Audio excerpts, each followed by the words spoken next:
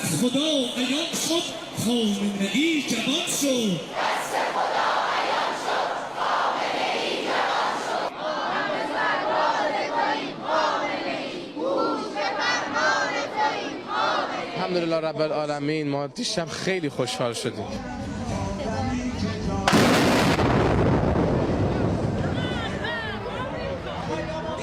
چقدر پستن، به مردم هم رحم نمی کنن، به مردم عادی ها. اینا نظامی نیستن.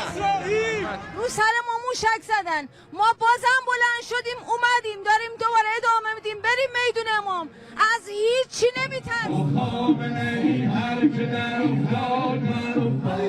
بکشید ما رو، ملت ما زنده تر میشه.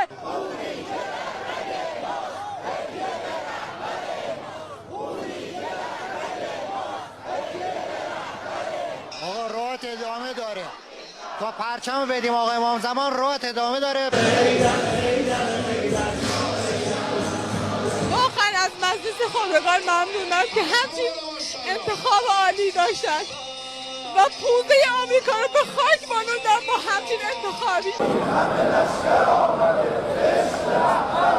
بیعت خودمان را اعتقادی، قلبی، ایمانی و جانی از آیت الله خامنه ای جوان اعلام می‌کنیم.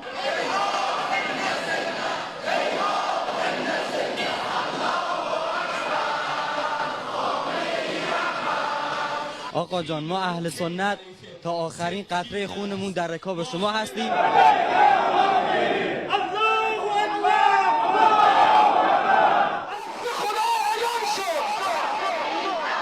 نور خدا آمده، خامنه ای جوان شده دوباره. به حقدار رسید و پسر حضرت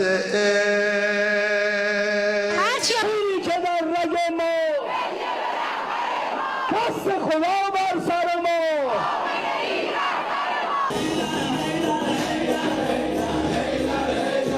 امام پشت رهبرمون رو خالی نمی کنیم به کوری چشم دشمن. علی مجتبی وارث روح خدا، مرتضای ما به دست مجتبی ما.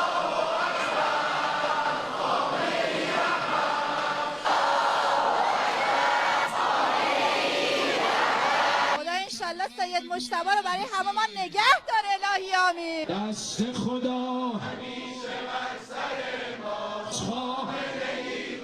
دست خدا تمام شایستگی‌های رهبر رو ایشون داره قطعاً و امروز اومدیم بیعت کنیم. من تا جون دارم، خودم، خانوادم، همه کس و کارم فدای رهبرم و سید مجتبی خامنه ای. فقط یک کلا، جانم فدای علی و اولادش.